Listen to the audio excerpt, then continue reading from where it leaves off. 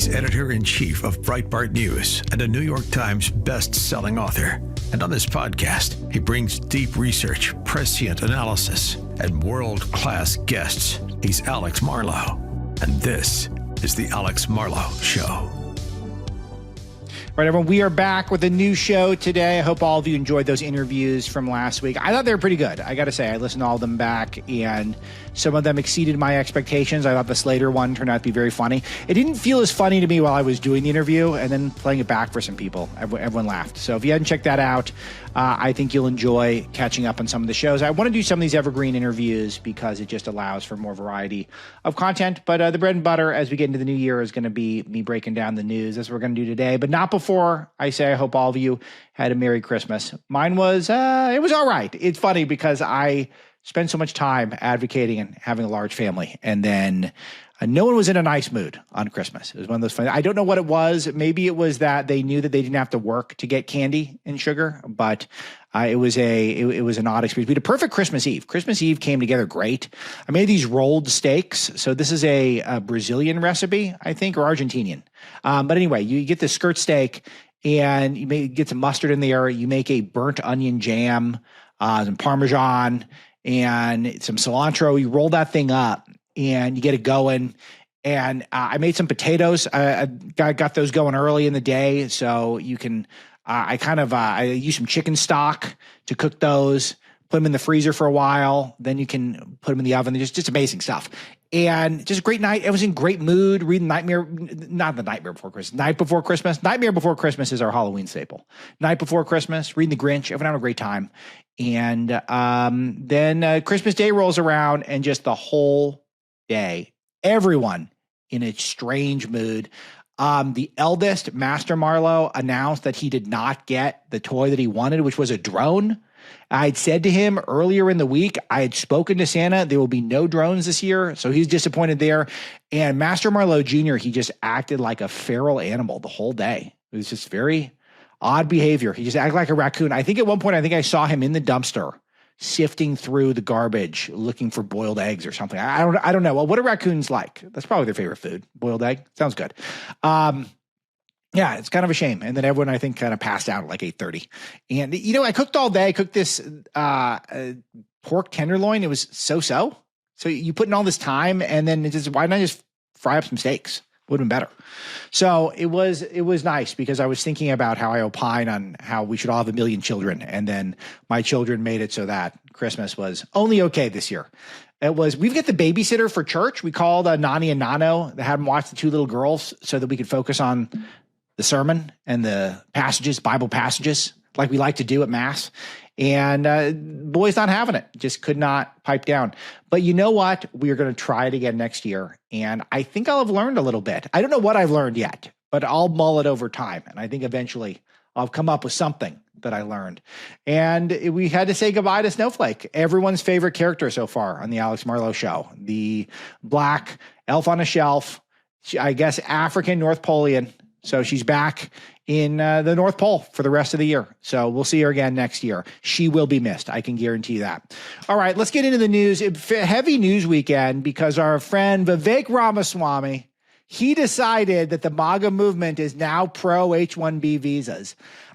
Look, guys, we ran a big risk here in this election that we anointed a new list of superstars, the MAGA Avengers. And some of them have only been MAGA for a short amount of time, and they're not coached up on some of the things we believe in. Just to talk about H-1B's briefly for a second before I get into some of what Vivek was saying and then Musk backing him up. But these are visas that people are acting as though are part of the fabric of our country. They're not. They were started under George H.W. Bush, and they are designed theoretically to bring the best and brightest people into the country, but you can track this. They're heavily abused and manipulated, and a whole industry has come up where you're trying to essentially be headhunters or executive recruiters trying to place foreigners into jobs that Americans are doing at a cut rate. And the open secret is that the H-1B employees are making, particularly in Silicon Valley, are making about 10% less than their American counterparts. So they come in and they fetch less money, which means they will take American jobs, and then they will also drive down the wages of the Americans who are here. So this is it's evil. It's an evil idea to have that we would have Americans and they would be undercut by foreign-born people just to raise the bottom line of the corporate elite in this country. That's what MAGA is all about. It's about stopping this stuff. It's that the America First movement is about Americans first. And so if you have Americans and people want to come in and just undercut our wages, not to provide anything special other than that they're willing to work for less, that's not America first. That's, well, in this case, it's India first, because that's what H-1Bs are about. But it's really any other country. It's not just about Indians. In this case, it largely is, because they're the ones who benefit the most from this particular visa program. But it's not about a race or a culture. I'll get to that in a second. But the main thing is that this is a program that is designed to take the jobs of white, Black, Asian, and Hispanic Americans and either eliminate them and replace them with foreign-born workers, or to, at a minimum, drive down the wages so that you don't prosper, you don't grow in your personal life. Now, I find this idea personally appalling because we have a system that's largely failed Americans. We have a so-so school system. We have a culture that continually does not necessarily foster the best and the brightest to grow and thrive. We go to university. We spend way too much money. A lot of it's because of corporate handouts. A lot of it is because of this loan system that the federal government has set up that's basically a kickback to these universities and does not encourage them to be excellent, encourages them just to charge a fortune, to be of increasingly lower quantity. And yet Americans survive this stuff. We will try to enter the workplace, and then people who did not come from families who paid into the tax base, who do not have their roots down and make their home in this country, get their jobs that we otherwise would have gotten. Because why? We want 10% more, maybe because we got a mountain of student loans we got to pay down. So all of that is just, it should not be acceptable.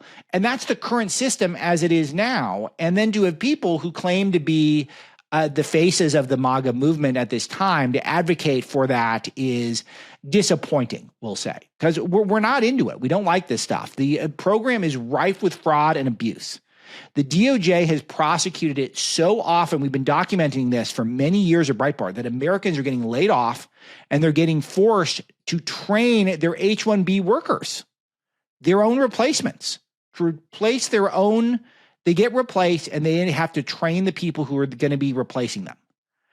Let me give you some headlines we've collected from Breitbart over the years. 60% of Americans say that the U.S. does not need any more H-1B workers, so not a popular position. Laid off American workers are replaced with foreign-born H-1B workers, and they scored a massive settlement against an Indian outsourcing firm. This was from 2023. Because there's this firm in India that was targeting Indians specifically to replace Americans, and they had to settle because it's racially discriminatory. They're rejecting non-Indians for the firm, and they're trying to get Indians these jobs that Americans had, and not just white Americans, not just a race thing.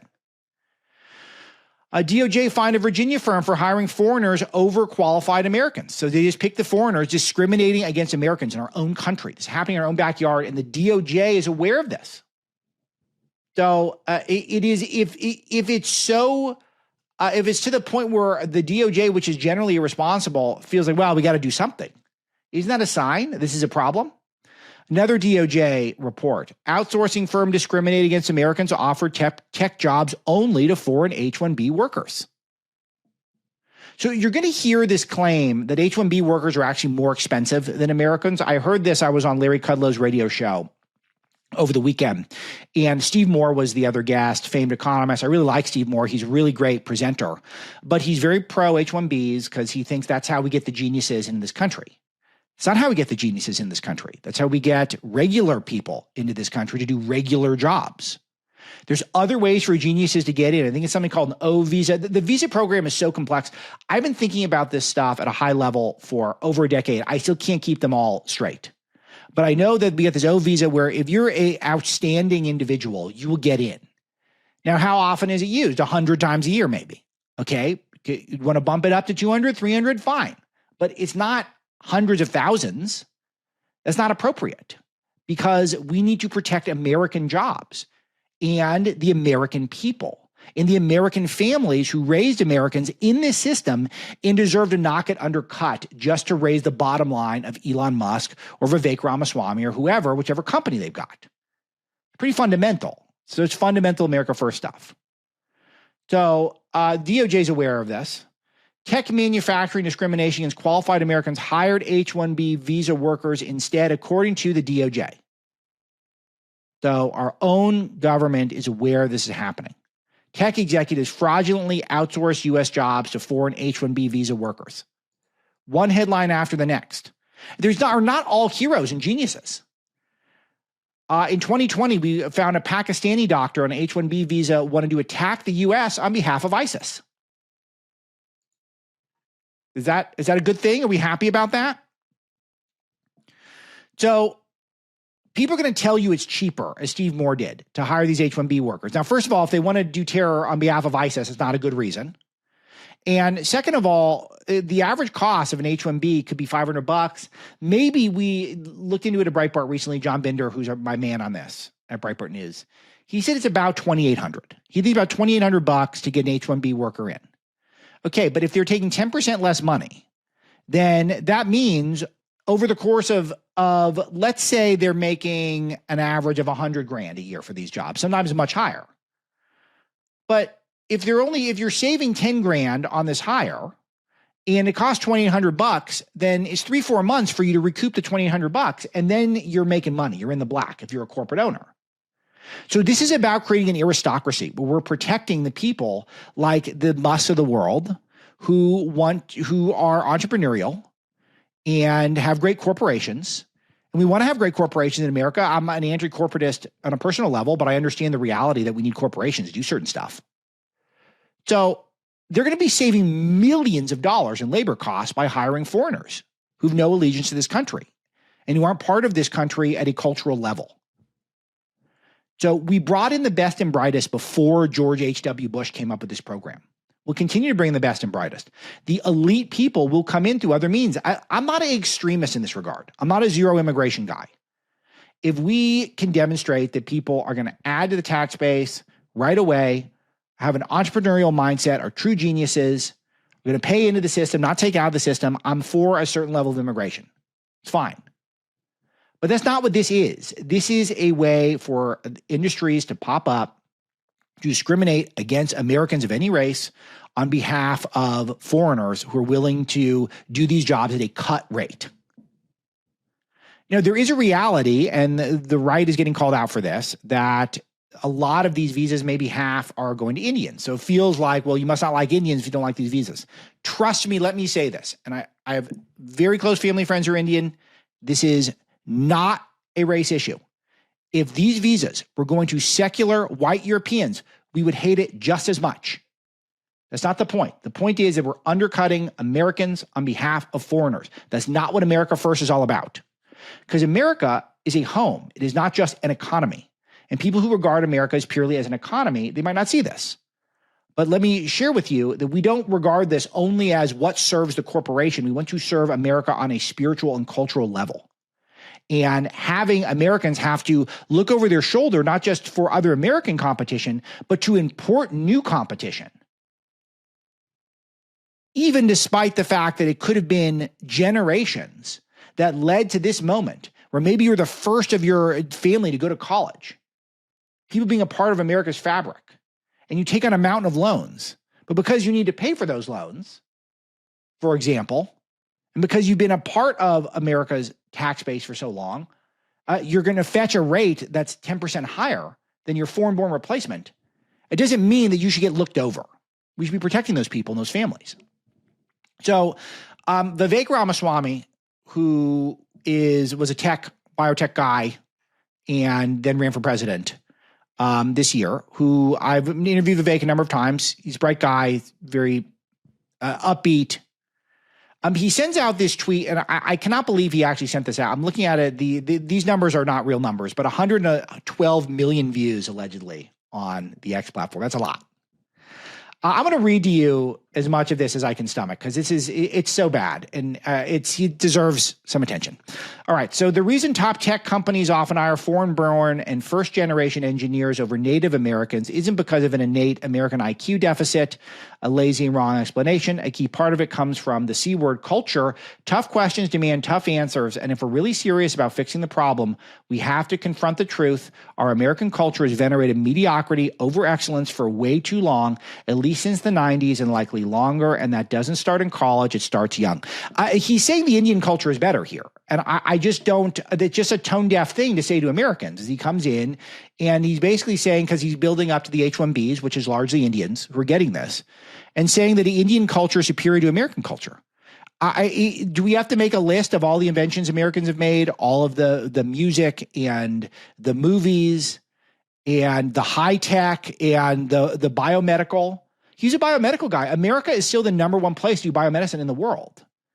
So I kind of understand him wanting to raise the bar and not say that we not want us to have a mediocre culture. And we do indulge a lot of mediocrity. Kamala Harris, Joe Biden, a lot of mediocre people get elevated in America. I'm not saying that we're not doing that to some degree, but the implication what he's building to is the Indian culture is better and that's why we need more Indians, which is, I love a lot of Indians, but that's just such an aggressive stance for a guy who is trying to be a leader in the America First movement. All right, he continues. A culture that celebrates the prom queen over the math Olympiad champ or the jock over the valedictorian will not produce the best engineers. But the whole goal of a country isn't just to have the best engineers. Yeah, we want to have the best engineers. We have them anyway. But there is a great place for beautiful people who are the prom queen and the jocks who are going to be the guys who are going to be working our oil rigs and are going to be fighting our wars. And in many cases, our jocks are going to be our valedictorians anyway. So it's a false dichotomy that you can't be the jock and the valedictorian. All I cared about growing up was sports, and I've made my living in the intellectual realm since I got to college. So all I would have wanted to do, but if you told me that I could go play professional baseball when I was 18, or I could go study, like I wouldn't play professional baseball. It became very clear to me I need to do some studying. But it's just a false dichotomy, and it's so it's overly simplified. And insulting, of course. He goes on, a culture that venerates Corey from Boy Meets World, or Zach and Slater over Screech from Saved by the Bell, or Stefan over Urkel. Stefan was Urkel's handsome basketball playing alter ego, will not produce the best engineers. It's just not true. We've had the best engineers and we've had the best culture. You can treat stories of normal people and treat normal people with dignity and respect. That's a great thing. Yes, it's really great to only have heroes and venerate the musts of the world. People are always going to be interested in the people who are truly excellent at everything. And the people who achieve an intellectual level. We're always going to find those people interesting. But it's also okay to have stories about normal people because most of us are normal people. Again, it's a false dichotomy. I love Jack Posobiec has a tweet in response that we tried during COVID, control of America was effectively handed over to the Screeches and the Urkels. It was not good. It's exactly right. The nerdification of America during COVID set us back. The lockdowns killed kids. And it wasn't the Zacks and Slaters who were calling us for lockdowns. It wasn't the valedictorians. It wasn't it probably wasn't the valedictorians. It wasn't the jocks who were calling for lockdowns. It was the eggheads who were calling for lockdowns. I'm not an anti-egghead person. I went to the best schools. I have a family full of scientists. I have a family member who I spent time with a couple weekends ago who is a giant in the biotech world, Vivek's world. We had great conversations about some of this stuff. But those people failed us during the coronavirus. Great point. He goes on. More movies like Whiplash, fewer reruns of Friends, more math tutoring, fewer sleepovers. I understand this. My Mrs. Dr. Marlowe loved reruns of Friends, and she got math tutoring constantly. I don't like sleepovers, to be honest with you. I think it's weird. But this sentence is just unbelievable. Okay, I'll do this again. More movies like Whiplash. Okay, Whiplash is a movie about a guy who works really hard and becomes a great drummer. There are no lower stakes in the movie Whiplash. It is a supreme example of low stakes. If he failed, he would not have been a good drummer, the main character in the movie. It's a great movie. I love the movie. But he is a really hard-ass teacher who teaches him to try really hard at drumming. And the reward is he's a great drummer. It's very inspiring. But he does not become an engineer. He becomes a drummer. Absurd point by Ramaswamy. All right. Fewer reruns of Friends, more math tutoring. Okay. You can do both. We can do math and Friends. Fewer sleepovers. Okay. I'm okay with fewer sleepovers, but I don't think that the 6 or 8 sleepovers I had a year growing up made any difference in whether or not I was going to achieve. More weekend science competitions, fewer Saturday morning cartoons. Again, it's not either or. What, are you supposed to work 100 hours a week? That's the implication here. That's what we're building up to. More books, less TV. All right, that makes sense. More creating, less chilling. We can't stop creating. We're creating a bunch of nonsense. Go on social media. It's constant creation of nothingness, of meaningless, of sugar cereal is what we're making. We're not making anything substantial. We spend all day online creating nonsense content that means nothing to people after 5 minutes. We're not creating anything that lasts. We can't stop creating. We need to start creating great things. So we need to be more specific here. Less chillin', more extracurriculars, less hanging out at the mall. There are no malls. What century is he in? No one hangs out at the mall anymore. We're all online on our phones, scrolling. That's the problem. My point is, this is a completely incoherent message. And he goes on, and I could continue to beat up on this horrific post. And he was a good sport about online. He took in a lot of incoming. But the main problem I have with Ramaswamy's analysis is that he's calling for a renewed corporatism. He's calling for the American people to spend 80 hours a week working for the corporation. And that is the path to a meaningful life, and it's not. I say this as someone who's worked for 80 hours a week my entire adult life. If I have a workaholic type streak, and whenever I have a free minute, I always think of what new project can I tackle on, and most of it involves work. But that's not really what makes for a meaningful life. What makes for a meaningful life is, are you doing meaningful work? So if you're getting a job in the high-tech sector, you're working for Facebook, you're working for Google and YouTube, are you helping? Are we better off since we had Facebook? I don't think we're better off since we had Instagram. Is Instagram made us a better place? We're having a rash of depression in this country because people go on these apps and they feel worse. And that's where we've had huge innovation. From the nerd class. The nerd class innovates in this level. We get addicted to their creations, and then we get more depressed. The question isn't that are we putting enough time in? The question is, where are we putting our time? And this false sense that we just need science, technology, math, and that's it. We've had a lot of great pharmaceutical industry advances, and I generally ride for the pharmaceutical industry more than most people in my field.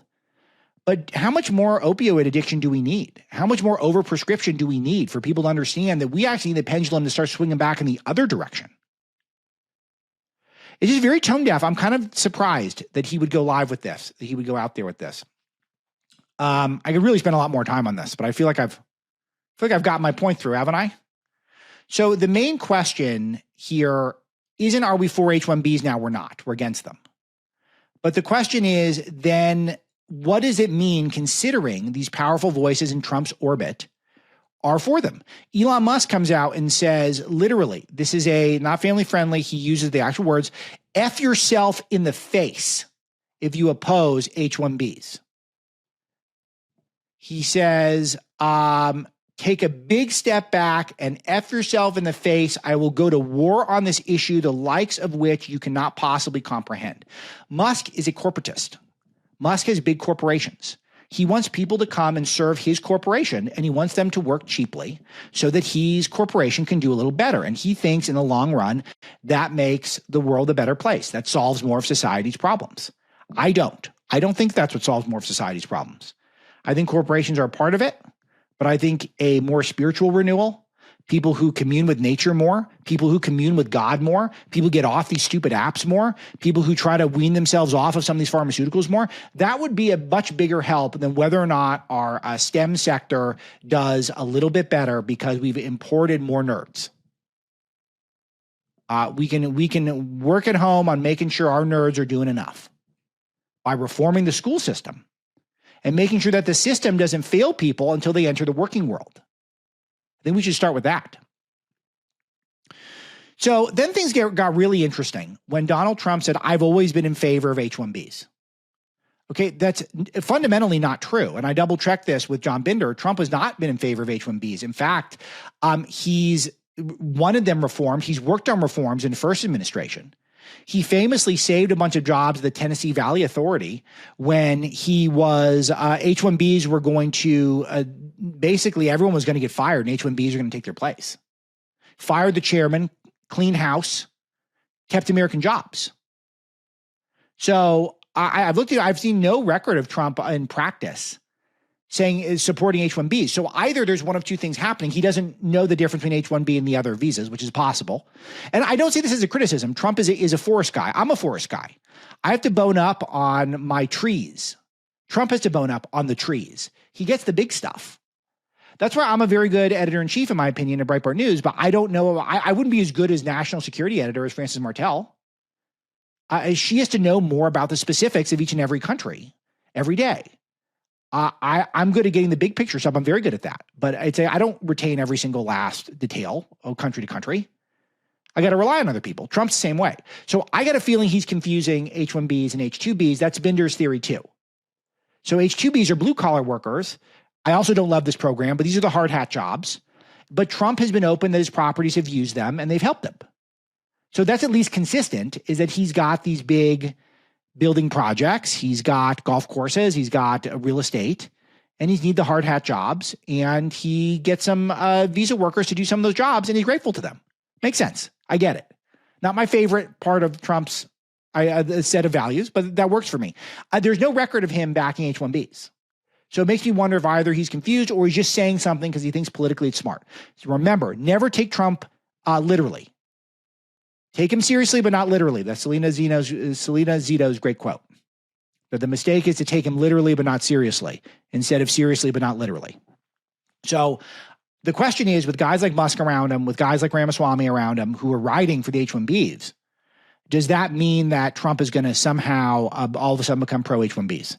I'm optimistic he'll figure it out. I'm optimistic he's going to see through. The H-1Bs are a vehicle for fraud, that we can import great, smart people into the country who are pass a serious vetting process, a points-based immigration system with a certain level of people being allowed to come in, and that's it. If they hit a certain threshold, and that's the plan.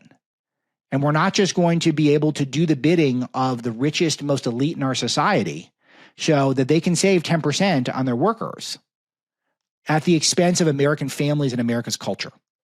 I'm not saying that being a melting pot doesn't expand our culture over time. It does. I love that America's a melting pot. But I'm saying to import people specifically for economics to undermine Americans is bad for the culture on net. So that's it. I think it's a simple point. It's not a hard right point. It should not be a controversial point. This should be a very popular point. And to rattle off the fact that the DOJ gets it. So Musk kind of tamped it down. He called for major reform of the broken H-1B system. That's good. So he gets it. People are getting to him. But there are some reports that some people who are critical of Musk were censored on the X platform. I don't know if that's true. They said they lost their check mark. I lost my check mark recently. I don't know why it is. I mean, I'm not necessarily a Musk fangirl online, but they took away my check mark and they put it back. So I don't know. The banning called Musk a toddler is a great line. He was acting like a toddler. You're swearing at us? We've been thinking about this stuff for 12 years. We had a whole movement designed specifically because there's too much unchecked immigration in this country. And it's not just illegal immigration, it's too much legal immigration. We're not valuing the American culture at all. So we're not saying no immigration. We're saying we got to value what it means to be an American and part of our country. And then we can bring some people in as an ancillary treat for all of us. So That's where we've been at for 12 years. And now we're told that we're all going to be Urkel. I'm sorry, we're all going to be Stefan and not Urkel or something, whatever that means. So illogical. I just can't believe Musk went out. I mean, Ramaswamy went out there with this. That's the main thing. This is going to be something that's going to come up. Folks, pay attention because this is as serious as it gets. Kamala Harris and Joe Biden are racing to lock in radical policies before Trump takes office in January. They're not just winding stuff down. They're cementing their control. Biden's already signed Executive Order 14067, and banks are actively testing a government-controlled digital dollar right now. You've heard me talk about this on the show. This isn't about modernizing currency. It's about total control. They want to track every dollar you earn, save, and spend, every single one. And here's the kicker. Once this system is fully implemented, it'll be nearly impossible for Trump to undo it. The radical left and their global elite allies will have a permanent grip on your financial life long after they're out of power. Trump's called this a dangerous threat to freedom, and J.D. Vance warns it could mean total government control over your finances. Folks, this is real and it's happening right now, but you're not powerless. That's why my friends at Priority Gold have created a free wealth preservation guide to help you fight back. It lays out 3 critical steps to shield your savings from this overreach. Text FREEDOM to 24999 right now to get your guide. That's FREEDOM to 24999 or visit PriorityGold.com. Don't wait. Text FREEDOM to 24999 today and shield what's yours. All right, so the last point I want to make here, and it's a big one, is that notice how this debate started out. It's taking place on the X platform. And I had warned, you heard it here first in the Alex Marlow show, I had warned that when the left leaves Twitter and X, that what's going to end up happening is we're going to end up fighting amongst ourselves, because what's the real currency on that platform are the pugilistic, pugnacious, warrior-style tweets, the dunk contests that people have, and that's how people relate to each other on social media. It's a very hostile environment and a lot of negativity or overwhelming negativity or positivity. It's not really the best place to do this sort of nuanced debate, though you can parse that through all of the outrage and hatred and vitriol. But once the left and they went to Bluey or Blue Sky, then that just left us to fight amongst ourselves. So I'm not shocked that this debate turned really into sort of a bloodbath, a grudge match. And I don't think it's an op. I don't think it's something that the left made us do this. I think we did this to ourselves because it's interesting. I think the nature of Vivek's statement was, first of all, it went against the grain with what the America First mindset has been over the last decade. We had this debate and one side already won out on it. But the fact that how poorly argued it was, which was atypical for him because he's such a smart guy, it was just a terribly argued point. It just made it so that it was just going to heat up really fast. The Musk coming in and just insulting everyone with the swear words, and it was really bad and really ugly. And I'm just warning everyone that the left is watching this gleefully, and they're happy to watch us punch each other in the nose. And as a content person, as someone who has to create content, hundreds of pieces of Breitbart News, doing my show, the Breitbart Fight Club, Breitbart Confidential, all this stuff is interesting. It's all content, and having a robust debate is good. But let's just be careful about this, because that's going to be the nature of the X platform with no lefties on it. It's just going to be us fighting amongst ourselves and having intellectual purity tests, and meaning that we don't like someone because they said something we don't agree with, and very dangerous. And we got to be careful of this, because this is the new reality that we're heading into. All right. Plenty of other news out there. Some of it we'll probably have to flesh out a little bit more tomorrow, but former President Jimmy Carter dies at 100. He was the oldest president in U.S. history. It's an interesting guy. I don't like to be super negative about people right after they died, but there's not too much you could say positive about Carter. I will say his story is kind of remarkable, that he was from Plains, Georgia, went to the Naval Academy, served in a nuclear submarine, came home and ran a peanut farm before becoming a politician and became president. And I think that's pretty cool, to be a mild-mannered peanut farmer and then become president. That is an amazing thing that's possible in this country. And he was governor of Georgia in 1970. So just amazing. He was governor of Georgia 55 years ago. Wow. 54, I guess. So he was a long shot to win in 1976, but his faith and humble origin story was a salve for people who were burned out after the Nixon years. So, and he came in, he was kind of tasked with shepherding elements of the Great Society, Johnson's program, and it really ended up not going great. He had a really bad foreign policy, was pretty much humiliated by Reagan with hostages that were captured on his watch and released as soon as Reagan won. And he really was known for presiding over huge periods of inflation, which dogged his economy in America throughout his administration. I will say he did a lot of deregulation, which I think Reagan benefited from down the road. But again, I'm trying to find some positive stuff. And he was really known for his perceived weakness and his malaise speech. That was a big one, that he talked about how America was in a malaise moment. Pretty coincidental that that's the Vivek Ramaswamy message now, is we're in a malaise. I always thought that was sort of Biden's message, but now I guess it's Carter and Ramaswamy who are the America's in a malaise type people. So he just wants us to consume less and to put on a sweater instead of turning on the heat. That stuff is terrible. It's a terrible message. I like a good sweater. I like to be cozy in the house. Not a quarter zip, absolutely no Q zips to be found, but I like something cuddly to wear in the house, but it doesn't mean that we can't use the heat. It's the America we should be able to thrive enough where everyone can afford to put on the heat. So just such a bad message, dour demeanor there. No zeal. We want that zest for life, American individualism.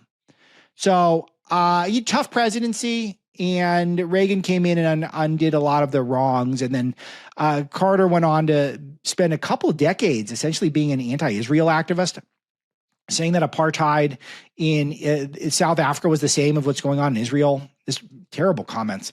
Of course, he fell for the Russia collusion hoax with Trump. So terrible post-presidency. He built some homes with the Habitat for Humanity. I guess that's fine, but a really bad post-presidency. But it's noteworthy to me in a number of ways. What's important about Carter to me is how he was a bad president, but still stayed in American life for a long time. And we kept taking him seriously, even though he's bad at being president. And he kept putting himself out there, which was interesting. And then he was a bad post-president. So just know that just because someone stops being president, it doesn't mean we're going to be free from their bad ideas. So, but most important of all this is that everyone sort of agrees that Carter was a good guy.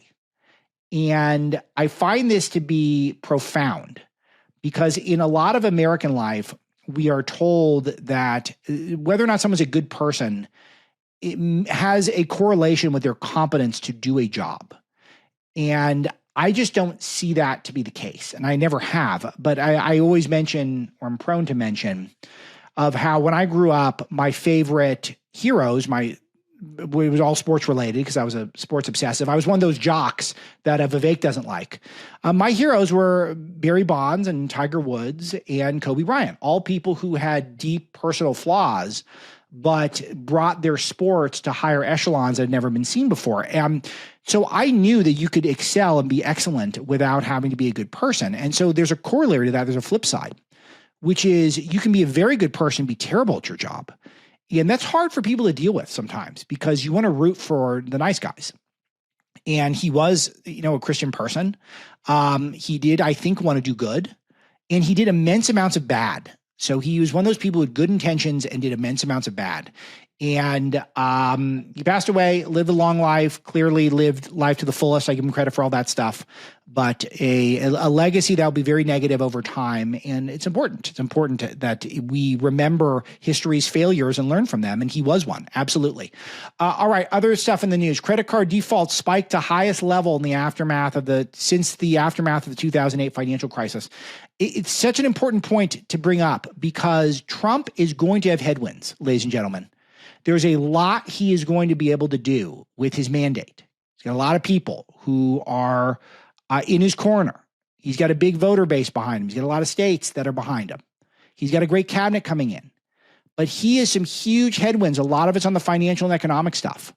massive amounts of debt, huge deficit. He's going to have some stuff he can do easily, like some deregulation. The DOJ stuff is going to take a while to do some of the cuts. Schumer is going to have a tight enough majority or tight enough minority where he's going to be able to do some pretty serious negotiations with Trump and be able to demand some stuff. And a lot of the deregulation is not going to take effect economically completely for a long time. It could be a couple years. So he's going to have to balance in this interim moment. How is he going to get the economy roaring when people are starting in a deep hole? He's not starting on second base here. He's starting in the dugout, maybe the on-deck circle at best. And we think he can hit a home run, but that's why you're hearing smart people like Larry Kudlow saying he's got to come out of the gate and cut taxes. And I kind of get it. Of course, I want to see immigration first. That's always going to be my thing. But I feel like once he closes the border, tackles that, he's got to figure out a way to jumpstart the economy as much as possible. And deregulation is going to help, but I think tax cuts are good. But he's going in with people who are pretty desperate. If you're seeing credit card delinquencies, the 2008 financial crisis level, scary stuff. So what does that mean? Is he going to put credit card companies at cap interest rates? Maybe that's what's going to happen. Possible. But then what does that look like? Then they just put fees on people. People don't like the fees. Interesting. All right, a ton else going on. Joe Biden's announced $2.5 billion for Ukraine. He's going to continue to surge aid. I've told you he's doing this. He is not messing around in the final weeks of his presidency. He's trying to do more damage, cement more policies. So we got to keep an eye out on that. A report that Biden said he wanted Trump prosecuted earlier. He regrets Merrick Garland. I'm going to bring this back up tomorrow because I want to talk about this, that Biden is starting to cover himself as he heads towards his post-presidency. I think there are some real lessons here that are going to be interesting. I'll return to that tomorrow. Trump has endorsed Johnson for the speaker gavel. Not a surprise to me. This is one, again, I'll do some digging on this on a reporting front, and I'll report back more details tomorrow. But you guys know I think Johnson's got to go. A lot of people are saying Tom Emmer could be the guy, maybe Jim Jordan to take his place. And the only person who for sure is a no on voting for Johnson right now is Thomas Massie. I think that he might be able to survive with that. I think he can't lose anyone else, but he might be able to lose the one person and make it. But just very heavy Paul Ryan vibes coming from Johnson. Trump is taken with him for some reason. I don't know why. Maybe Trump doesn't like the alternatives. But it's very noteworthy that in this latest spending negotiation, Trump asked for one thing. Trump specifically asked to not have to deal with the debt ceiling in the first couple of years of his administration, and he's going to have to. Johnson couldn't deliver on the one thing Trump asked for, and Trump still backs him, which makes me think that Johnson's got the ability to survive, and this might continue. And I'm not happy about it. I think that bodes very poorly, just has very reminiscent of how the last administration started, with Paul Ryan setting a lot of the agenda and not delivering for the MAGA faithful. And it makes me very disturbed that could be the prospect. So, all right, we will pick up on some of that tomorrow. I don't want to make these shows too long. We really had to get the H-1B's because that is a fundamental question for us. But there is a lot more in the news that's going on. Oh, the plane crash in South Korea, the crazy one. I'll opine on that tomorrow. I want to get to a couple of emails and comments, a lot of good emails and comments. I can't reply to all of them, but keep sending them in, and then I will read them all and reply to many more tomorrow's shows and the rest of the week. A lot of people commenting on Rumble and YouTube. That's great. I read those as well. Someone named LA1 on YouTube says, talking about me and Slater, I hear both of you guys ripping the current state of America and how the past is so much better, but you guys seem to be working from home and don't come to work from home with a suit, jacket, or tie. I like this comment. It's apropos because, Vivek complaining about America. I'm not ripping the current state of America. I just think America has lost touch with certain fundamentals, and we're not acknowledging it. That the being glued to our phones is not helping. The fact that religious life is a less important part of our day-to-day routine, the fact that we are not encouraging people to have larger families, I don't think those are benefits. I think that our food's better than it's ever been. I think that high tech has been better than it's ever been. I think while medicines are overprescribed, it's better than it's ever been. So there's a lot of stuff about America, which is, this is the best ever. I mean, just go to any modern hotel and see all the luxuries there, all the conveniences.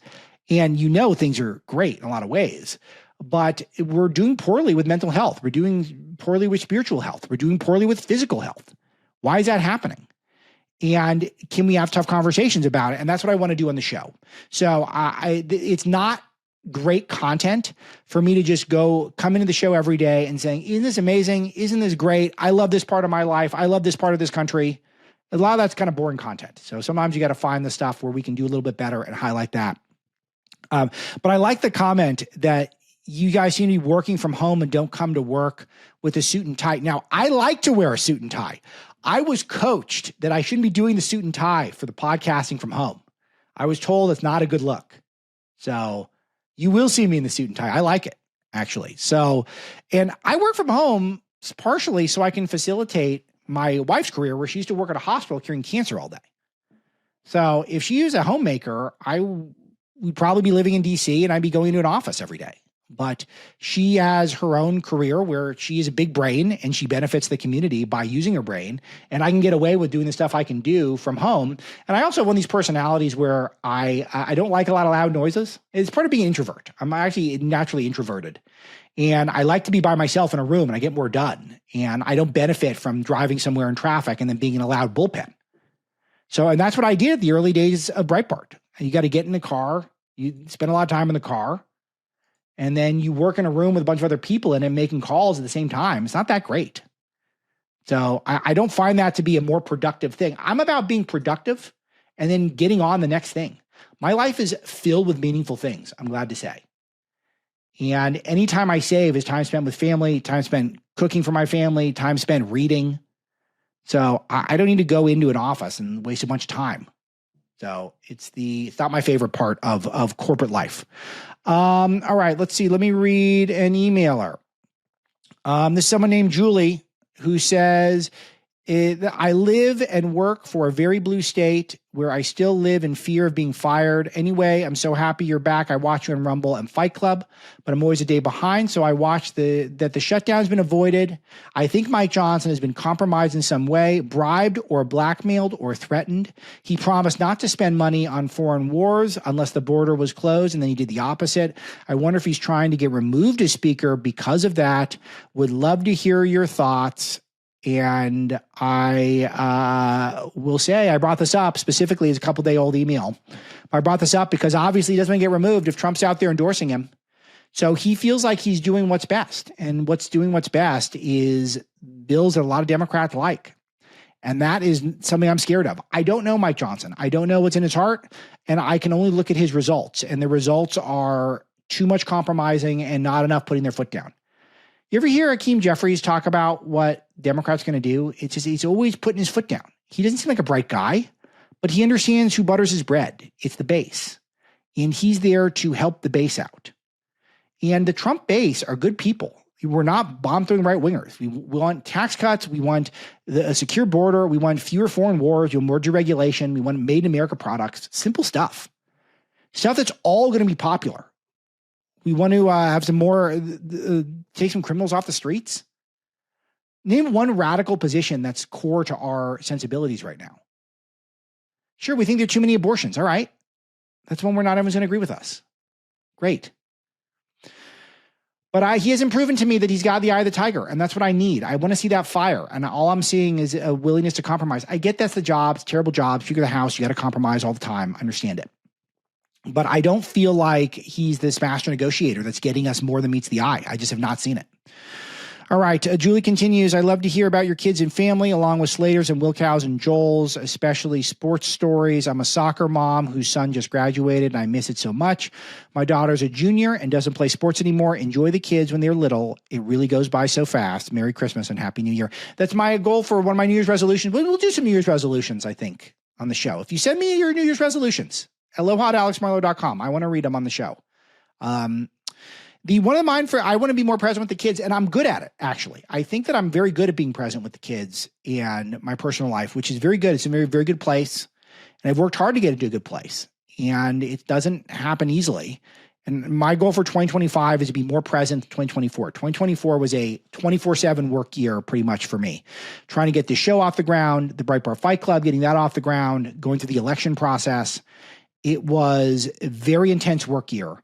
And 2025 is going to be an intense work year. We got to make good on we got to make good on some of the bets we placed on Trump. Make sure that he does a great job. Make sure that we're covering it in the best way at Breitbart. But I do want to make sure that I'm enjoying the little kids at this age that they're in, which is just wonderful age. I've got my youngest is about to turn 1 and my oldest is 6.5 and is special. And I'm talking to myself here, but whatever phase in life you're in, you're going to miss it in a few years. So you're going to look back and think about the good old days. It always happens.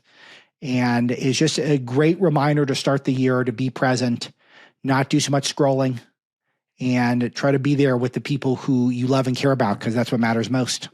All right, that's a nice uplifting note to go out on. Aloha@alexmarlowe.com. If you want to be a part of the show, subscribing, telling 10,000 friends and family members about the broadcast. Looks like it's going to be a busy news week. So I'm looking forward to that. We'll do a fresh show for you tomorrow. I imagine it'll be a news-based show. And we will have additional shows later in the week. I don't think we'll do a New Year's Day show, but we'll do at least one more, probably 2 more later in the week. So we want to get you updated because we are hitting the ground running. Speaker elections coming up. We got the hearings coming up for the cabinet picks. Those are going to start. So it's going to be hot. January is going to be hot heading in towards inauguration. I can't wait for it. And I'm so glad we got this platform here. Thanks to our producer, Misty. Thanks to all of you in the audience. Merry Christmas, Happy New Year, and we'll talk to you tomorrow.